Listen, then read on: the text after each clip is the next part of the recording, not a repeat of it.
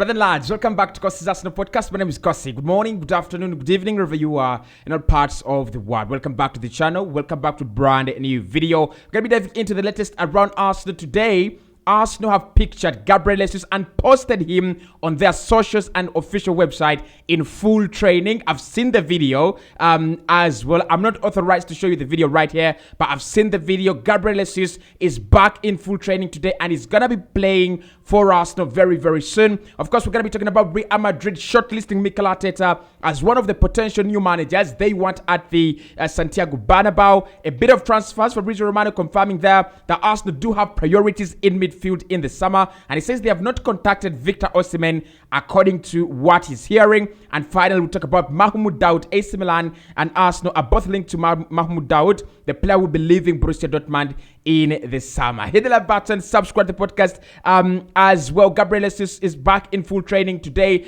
We can confirm that with a picture on your screen. That has been confirmed by the Arsenal Training Center. Mikel Arteta as well is wanted by Real Madrid. And I'm going to ask you a question here. It's not about whether you would let him go, don't worry. The question is, what should we do to keep our manager, right? If you look at all these other clubs, Sir Alexander Chairman Ferguson, and how they kept him at Man United by backing him all the way, what should Arsenal do to keep Mikel Arteta? Is it one, you have options. One, a long-term contract like 10 years or 9 years. That is one of them. Number two, you can back him. You can give him like 100 million every single transfer window so that he feels appreciated at the club. Raise his salary maybe as well. What should Arsenal do to keep Mikel Arteta at the side? Because to be honest, when you have such a young manager, very good as well, you're always liable to lose him. Look at Angel Nagelsmann to Bayern. Look at Erik ten Hag to Man United. Those good managers are always going to be on the move. So what do we do to keep Mikel Arteta? I want your thoughts.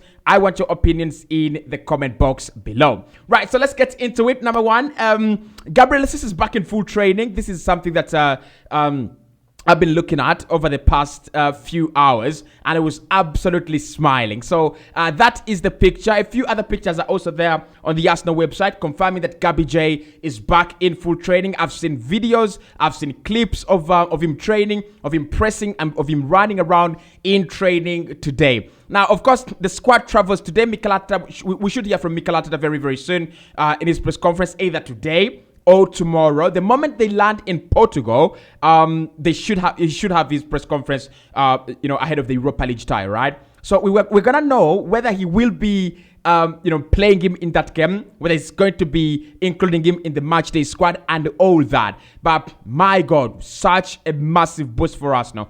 This is a big story for Arsenal. Just imagine when at this time when Trossard is out, at this time when Eddie is out, and then you have your number 9. Coming back in full training. And just like I anticipated, I always say that with Mikel Arteta, he's a very, very smart guy. He's looked at Trossard injured, he's looked at Eddie Nketiah injured, and he's gone, this is the right time to play Gabriel Jesus. This is the right time to introduce him back in the squad. Now, whether he's going to play him so many minutes, that depends on him as a manager. But for now, we have the player back, and that is all that matters. So he's back in full training. And of course, if a player is back in full training and it doesn't suffer any setbacks, it is either 1 week or 2 weeks away. Otherwise, if a player is in full training with the rest of the squad, he can play today and now, right? So that's it. Now, Real Madrid are interested in signing Mikel Arteta. They're looking at a potential replacement of Carlo Ancelotti, and they have made a shortlist. It's not only Mikel Arteta. They've made a shortlist of a couple of brilliant managers that could actually take over from Carlo Ancelotti. And Mikel Arteta, surprisingly or unsurprisingly, is among the managers wanted at Real Madrid. Now, this one frightens me a little bit, but then I'm also very confident. When I look at Mikel, and he also spoke about it when he was talking about Pep Guardiola, he said, I love Arsenal, and Pep Guardiola knew how much I love Arsenal, and that's why I didn't celebrate when Arsenal were losing games, okay? When we were beating Man City, when I was at Man City and we were beating Arsenal, I didn't celebrate. I was not happy for Arsenal to lose. For the rest of the teams, they were celebrating. For the rest of the goals, he was celebrating. The only goals he didn't celebrate were goals against Arsenal when he was still at Manchester City. Now, I look at him as a long-term manager. This is a young project that he's built at Arsenal. He's 3 years into it. And as a young manager, I look at him as a long-term project. The Arsenal's project is not about the team and the structure alone.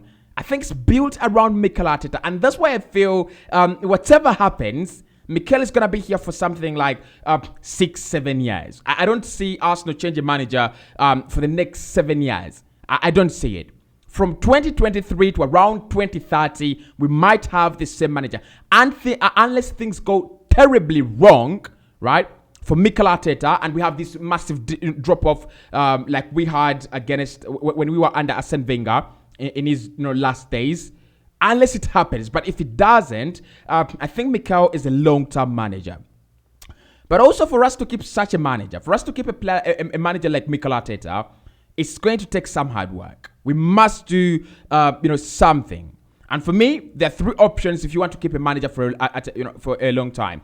1, you must facilitate him because Mikel Arteta is a winner. He's been at Manchester City. He's been at all these other clubs. Actually, he's been at Manchester City and he's the winner. He's been under Pep Guardiola and he's a winner. So if you want to keep him, if you want to maintain him, if you want to maintain him as your manager, you've got to back him, right? You must facilitate his way to winning trophies, to being one of the best managers in the world because that's what he wants.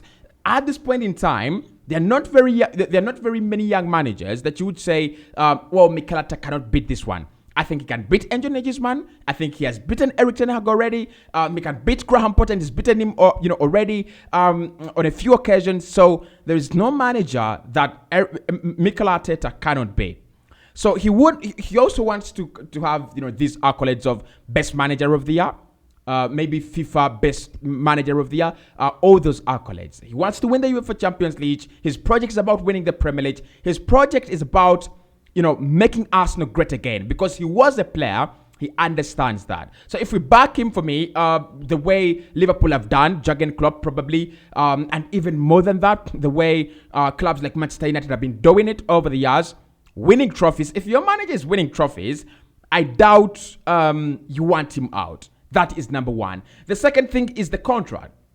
If Arsenal can give him a 4-year deal, a 5-year deal, which we might as well do that. Because the problem with these short-term contracts is in the end, your manager is very, very susceptible and very, very likely to leave. Okay? So if you give him a 3-year deal, right now, I think his deal ends in 2024 or 2025.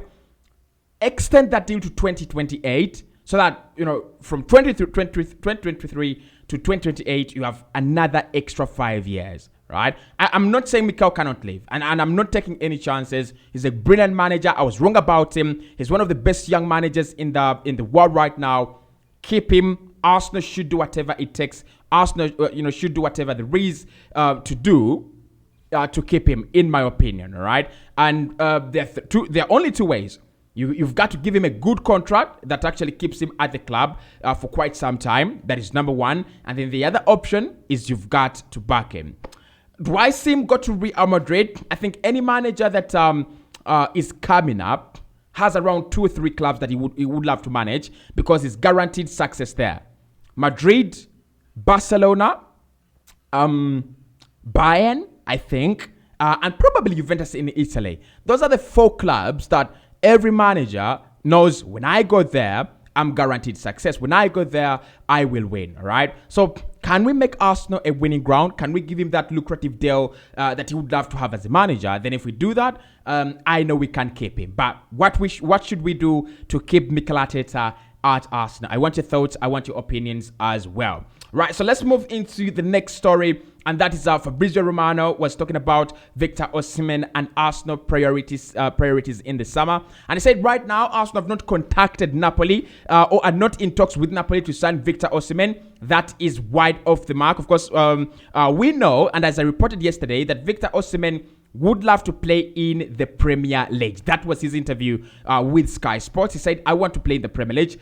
My dream is to play there, and I'm working towards that dream as well." So Fabrizio says right now, Osimhen's focus is the Italian Serie A, which they are trying to win with Napoli at the moment. And of course, he will be ready to move in the summer should the club be able to put the money on the table. With Victor Osimhen, look, I've shared my thoughts before.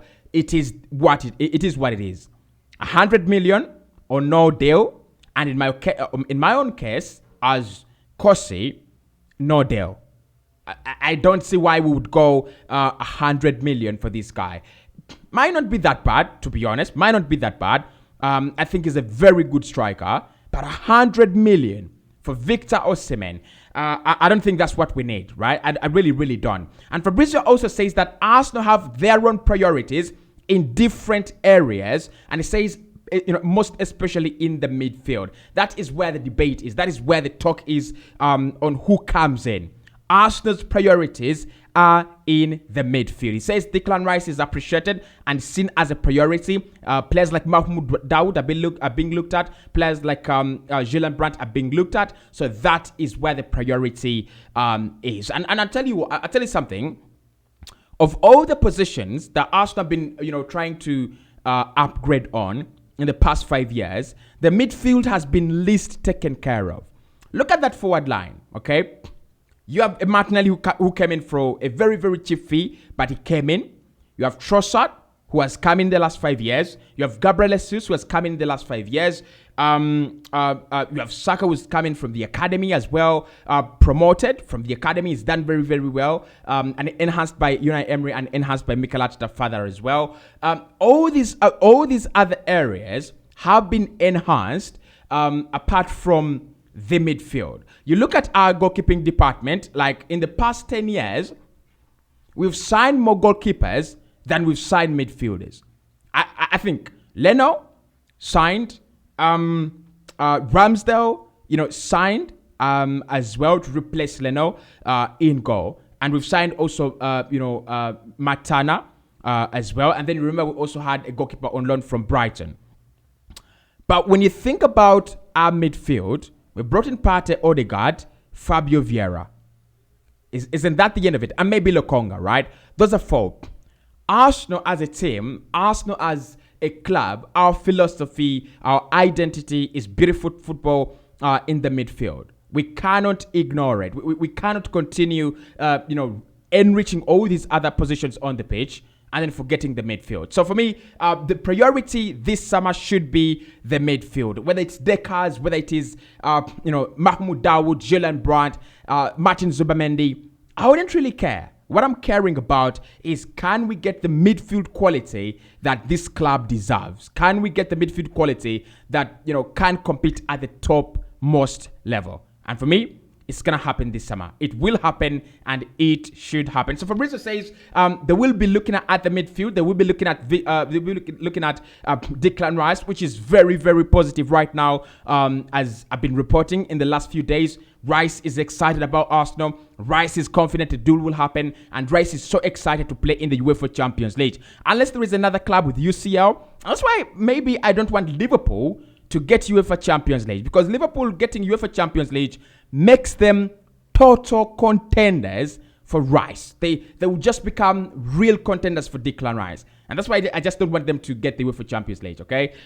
Chelsea, they will not, definitely. And maybe Man United. If Man United capitulate or continue capitulating from that 7-0 defeat, and then they continue doing poorly, they might look at Declan Rice as an option. But if they continue doing well, I really doubt Eric Ten Hag will be going, we want Declan Rice, or I want us to sign Declan Rice. So Rice is one player that Arsenal are kind of 60% sure they can get the deal done. They can do that deal, most probably. Then you're also talking about Julian Brandt, who's not signing a new deal at Borussia Dortmund, who is a long-term target for Mikel Arteta, a player he's looked at for some time. And of course, we know Mikel Arteta and Edu have that kind of partnership. If Mikel looks at a player for some time and Edu is also following, the player almost ends up at Arsenal Football Club. So you have those two. You have the Moises Caicedo links that I think will slowly but surely go away. But if they don't go away, Arsenal could be trying to do something with Moises Caicedo. You're also having the McAllister issue, right? Arsenal interested in McAllister. Yes, City want him, Man United want him. But those are internal discussions. Arsenal were the first club to come out and say, we would love to sign Alexis McAllister. So for me, that midfield needs 2 or 3 players. Actually, 3 players. And we need to offload some players. Elneny probably leaving. Lokonga probably leaving as well. Yeah. And maybe Jorginho, right? Maybe Jorginho, because Jorginho will eventually leave. So we might need to bring in 3 more signings in midfield. A backup for Thomas Partey, Declan Rice as a statement signing, and then a replacement for Granit Xhaka. We could also just bring in 4 midfielders. I don't have a problem with that. Because I look at clubs like FC Barcelona, and these are the clubs Arsenal want to compete with in the UEFA Champions League next season.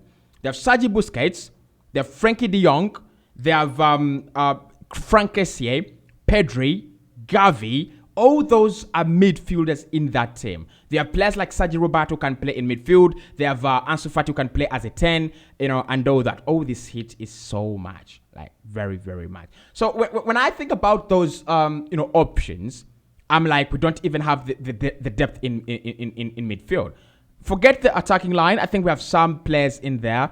The left-hand side is loaded. The right-hand side, maybe we need one more player. The fullback positions are okay. Kieran Tierney Zichenko, when Tierney leaves, you replace him. Tomiyasu and Ben White. At centre back, every player has a backup. And in goalkeeper, Matana is backing up Aaron Ramsdale. So you think about all that and you're like, okay, our midfield is the only part of the system that actually needs attention, right? Partey, inconsistent, but very, very good when he's fit. So you need someone to back him. Xhaka, inconsistent performances, but very good on his day. You need someone to back him. Of course, you have Fabio Vieira in there, but can we do some more transfers in midfield? I'll see you right in the next one. Sorry for the heat. It's too much. Absolutely too much.